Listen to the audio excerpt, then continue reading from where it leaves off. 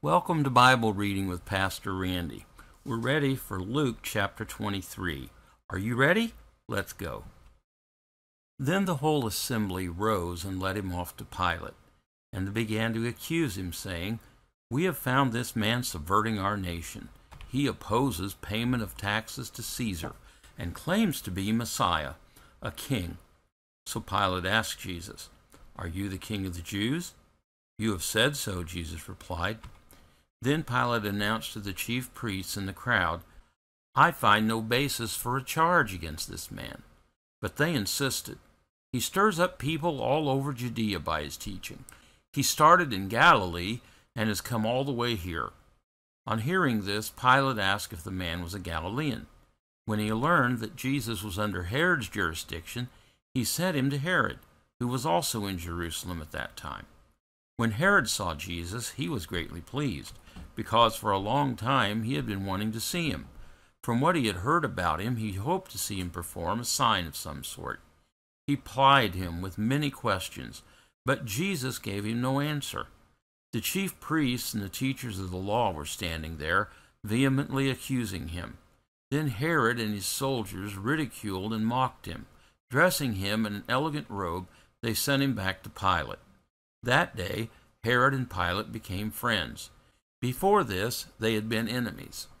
Pilate called together the chief priests, the rulers, and the people, and he said to them, "You brought me this man as one who was inciting the people to rebellion. I have examined him in your presence and have found no basis for your charges against him. Neither is Herod, for he sent him back to us. As you can see, he has done nothing to deserve death. Therefore I will punish him and then release him."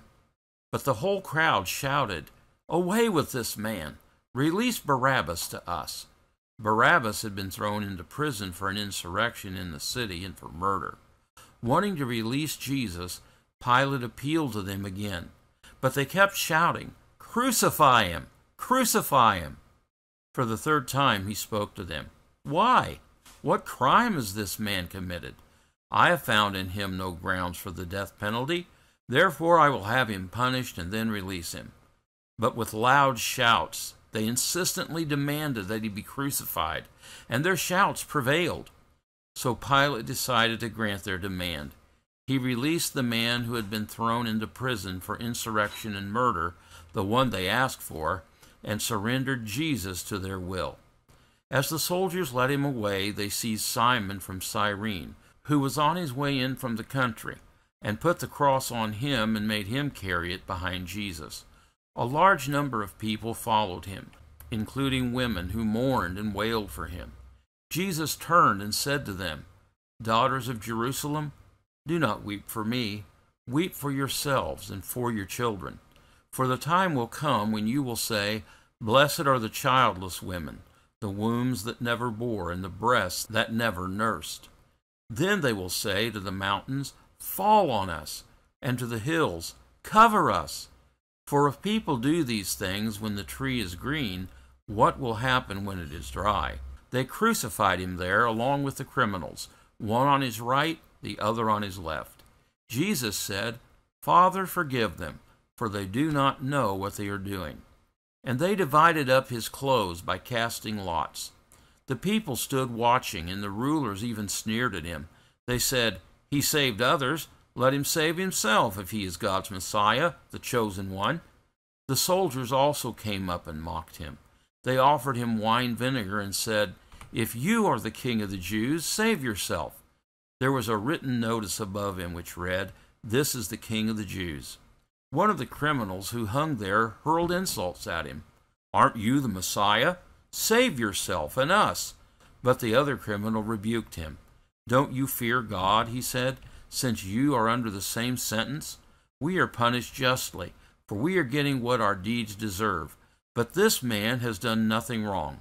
Then he said, "Jesus, remember me when you come into your kingdom." Jesus answered him, "Truly I tell you, today you will be with me in paradise." It was now about noon, and darkness came over the whole land until 3 p.m, for the sun stopped shining, and the curtain of the temple was torn in two. Jesus called out with a loud voice, "Father, Into your hands I commit my spirit." When he had said this, he breathed his last. The centurion, seeing what had happened, praised God and said, "Surely this was a righteous man." When all the people who had gathered to witness this sight saw what took place, they beat their breasts and went away. But all those who knew him, including the women who had followed him from Galilee, stood at a distance watching these things. Now there was a man named Joseph, a member of the council, a good and upright man, who had not consented to their decision and action. He came from the Judean town of Arimathea, and he himself was waiting for the kingdom of God. Going to Pilate, he asked for Jesus' body. Then he took it down, wrapped it in a linen cloth, and placed it in a tomb cut in the rock, one in which no one had yet been laid. It was preparation day, and the Sabbath was about to begin. The women who had come with Jesus from Galilee followed Joseph and saw the tomb, and how his body was laying in it. Then they went home and prepared spices and perfumes, but they rested on the Sabbath in obedience to the commandment. That's Luke chapter 23. We have one more chapter left in the book of Luke. If you enjoyed this video, give us a thumbs up and leave a comment in the comments below. God bless you and have a great day in the presence of the Lord.